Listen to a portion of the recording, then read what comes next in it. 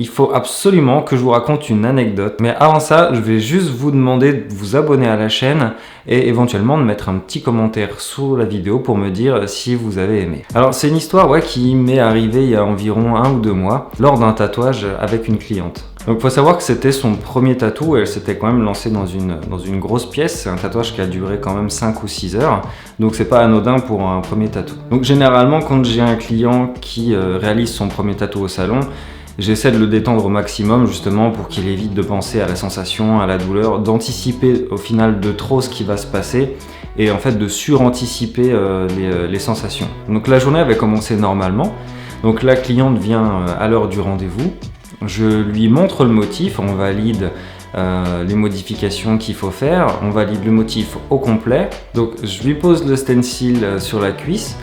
On laisse sécher un petit quart d'heure, 20 minutes. Une fois que le stencil est sec, donc j'installe la cliente sur le siège de massage et puis on commence à tatouer.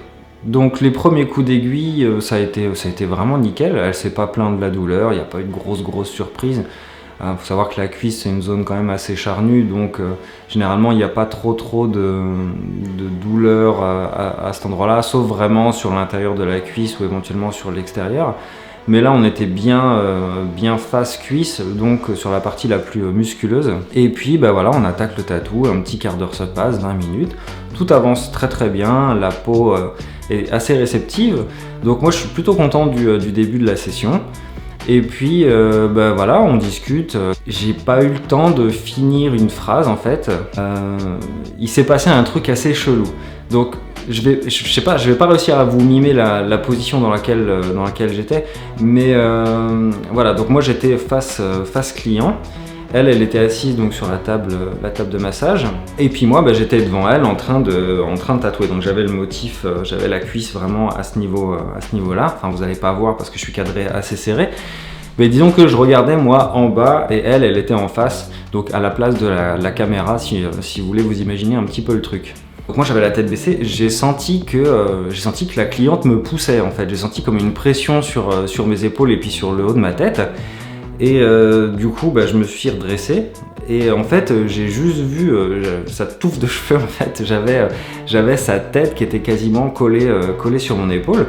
Puis je me dis qu'est-ce qu'elle fait, elle me pousse, qu'est-ce qui se passe, il y a un truc, il y a une urgence. Ouais, il y avait une urgence quoi, parce que en fait je me suis aperçu que elle venait de perdre connaissance d'un coup. Et puis qu'elle était en train de s'écrouler gentiment sur moi et puis risquait de tomber au sol.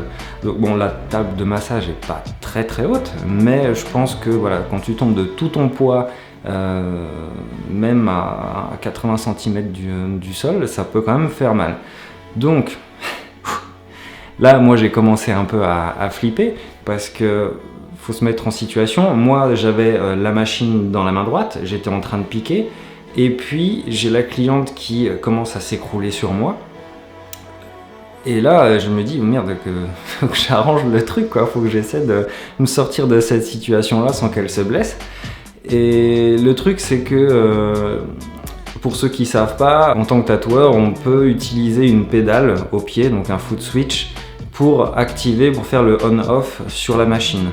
Donc on a une petite pédale, on appuie dessus, la machine se met en route, on réappuie dessus, elle s'arrête. Moi, j'utilise pas de pédale. Voilà, j'ai le on-off qui est sur mon alimentation et du coup, il me faut mes 2 mains pour pouvoir arrêter la machine.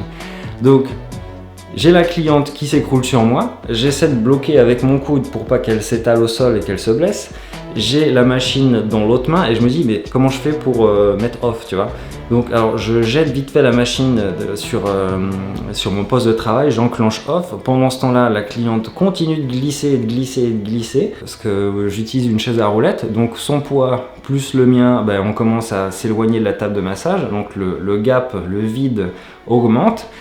Franchement, c'était l'angoisse. Je peux pas vous mentir, c'était vraiment l'angoisse. Ça s'est passé ultra vite, fallait réagir ultra rapidement. Donc je balance la machine, je la mets sur off, la cliente et moi on tombe gentiment au sol. Je fais en sorte que la tête touche pas le sol. J'ai pu mettre ma main en dessous et puis on se retrouve sur le parquet, tous les deux. Elle est à moitié entre mes jambes, la tête sur une cuisse. Et là c'est l'angoisse parce que dans ces moments-là, vu que c'est la première fois que ça m'arrive, en fait tu oublies tout, c'est-à-dire tu oublies les bases, c'est-à-dire les numéros d'urgence, tu vois, si c'était hyper grave, dans ma tête je savais plus qui il fallait appeler, tu vois. Tous les numéros d'urgence, je les avais zappés. J'essaie aussi de reprendre un petit peu mes esprits, je me dis bon voilà, elle est juste tombée dans les pommes, ça va aller, elle va revenir un petit peu à elle. Et puis il se passe 5-10 secondes, elle revient pas, tu vois. Donc là tu flippes bien comme il faut.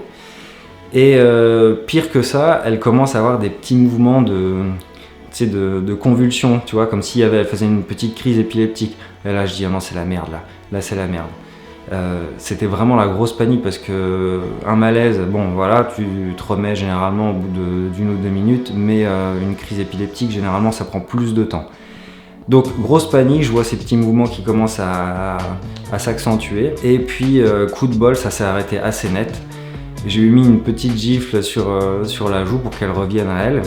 Et puis bah voilà, elle est revenue à elle, heureusement. En fait, elle avait juste fait un malaise, donc ouf.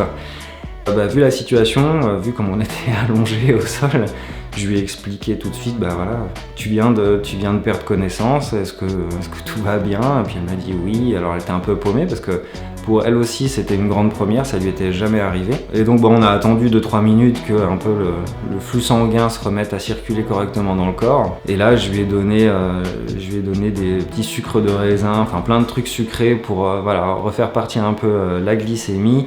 Et qu'on puisse se remettre en position debout ou au moins assis parce qu'on a été toujours affalé au sol. Au bout de quelques minutes, ça passe, on se réassoit. Donc heureusement, on a pu finir la session. Ça s'est très très bien passé après. Il n'y a pas eu de récidive. Elle aussi, elle a été hyper surprise. C'était la première fois que ça lui arrivait. Moi, c'était aussi la première fois. Donc la grosse flip.